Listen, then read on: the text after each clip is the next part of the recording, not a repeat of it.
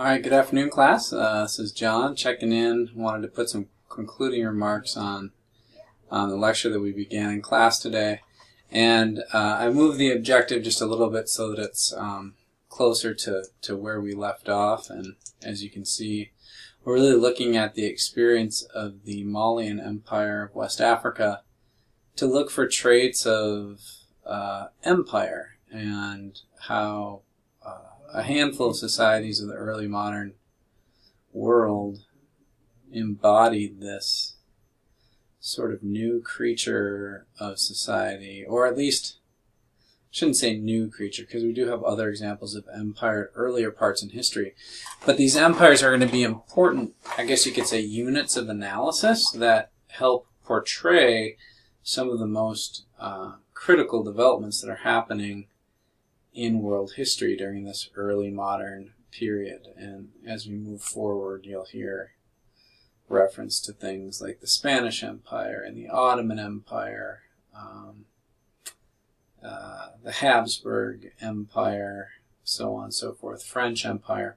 Anyway, so British Empire, we want to be mindful of some of the building blocks of this new, sorry, once again, not new, this important unit of analysis.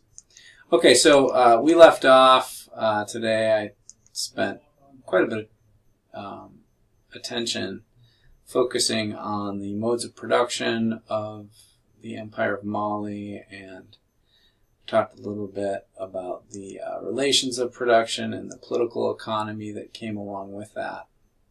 And so I'm going to leave this, but it is worth noting that taxation was a critical way in which the Empire of Mali provided for itself. In some ways you could say the Empire of Mali was something of a parasite. It was riding on the, it was depending upon, for its health, it was depending upon trade, moving in and out of this critical geographic zone of West Africa.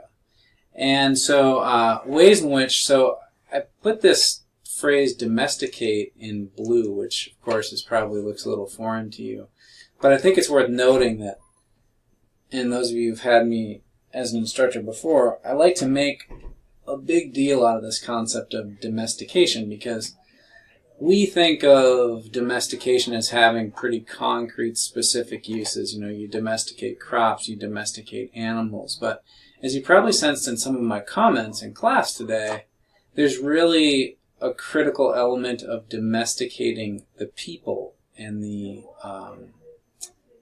members of a society that is part of empire. And I know we don't like to think of ourselves in this regard, but I think it's really important for our understanding of history to understand that humans aren't only domesticators of the worlds around them, but they are also domesticated.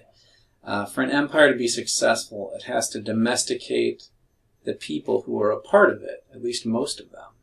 It has to put them in their place, so to speak, and make them gainful members and participants and producers and consumers, such that the empire itself can continue to act. Obviously, it needs, an empire needs people as soldiers, right, to fight its wars and defend its interests. If this fails to happen, the empire can find itself in some tricky terrain. So I hope that hasn't been too great of a loss of innocence for too many of you. So ways in which the Malian Empire domesticates itself. I mean, another way of saying this is its forms of administration. It's administrating a larger and larger region, and it's doing this in a way that adds greater strength to the empire itself by accomplishing various critical aims. So one of the ways this is evident in the case of Mali is that the early emperors have the presence of mind to realize that in order to effectively administer the growing empire, they're going to need to have two distinct military provinces. This is not altogether unlike Rome, who, those of you who know a little bit about ancient Rome, know that in the 3rd century, it split into two, to both an Eastern and a Western Roman Empire, largely for the purposes of administration. So you have the Eastern capital at Constantinople and the Western capital at Rome. This was deemed to be important so that there could be administration happening closer to both the Eastern and Western ends of the Roman Empire. Somewhat similar fact here, or set of circumstances in the experience of the Malian Empire. I have here it's not appropriate, it's appropriate. This is a verb, not an adjective. When the state appropriates something, it means it claims that thing for itself. So the state is appropriating certain activities as extensions of the state. So we saw this earlier. The state sees the industry of metalsmithing and ironworks as being absolutely critical to the empire's well-being. And so the state appropriates that sector of the economy, monopolizes it, turns the iron production of the metalsmiths to the specific benefit of the state. And so empires oftentimes appropriate certain things. I guess you could probably make the connection and say, for the purposes of defense and aeronautics, there are examples of the United States appropriating scientists and other technological innovators some patents for the purposes and benefit of the state. There are, this is a little bit of a melodramatic example, but in a country that defends fairly strongly Second Amendment rights, you'll notice that it is not legal for someone to have a nuclear warhead in their basement. Could you argue that that is a firearm or a weapon that is defended under the Second Amendment? Perhaps. However, the United States, the state, has appropriated and monopolized nuclear technology for the most part. You can argue with me about that in class, and there's probably some room for conversation, but for the most part, nuclear potentials and capabilities are the exclusive province of the state. Okay. Conquering and next nearby production centers for political and economic benefits. So one of the things that a successful empire does is it takes over neighboring lands and kingdoms that could, one, constitute a threat to the well-being of the empire in question. That's one reason for doing it. The other reason is to annex or absorb. Another way of thinking about this is to metabolize the productivity centers and the skill sets and the knowledge and intellect that nearby kingdom possesses. Those then effectively become part of the empire in question. And then in the article that you read for yesterday, today, the Mande cultural superiority, this is an important part of it. It's part of the ideology that's being projected, right? Sunjata is a special, deserving, powerful emperor, and so as the Malian Empire goes, so goes the strength and superiority of both the leadership and the empire as a whole. And so there's propaganda that sort of continues to reinforce the administration and management of the empire. In some ways, the administration gets tied back into the ideology that we spoke about earlier in class today. Sorry this was backwards, but the primary emphasis here is the administration of the empire. Okay, and then finally, I want to close with this slide where we talk about the ecology. And so there are some benefits, as I mentioned in class, to the Empire of Mali.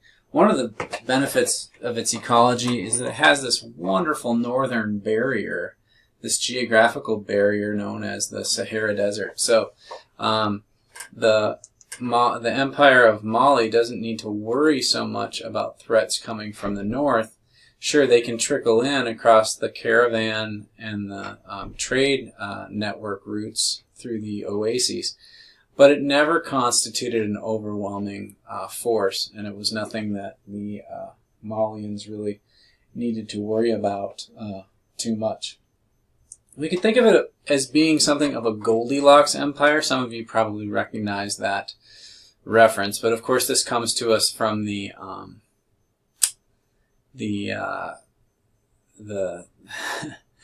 long-told story.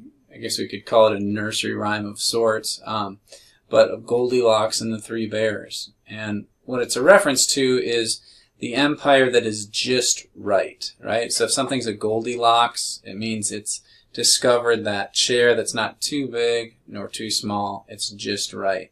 Sometimes Earth is described as a Goldilocks planet because we are located in an optimal distance from the sun, where it's neither too cold nor too hot, and thus it gives rise to a lot of biological organisms, ourselves included as humans.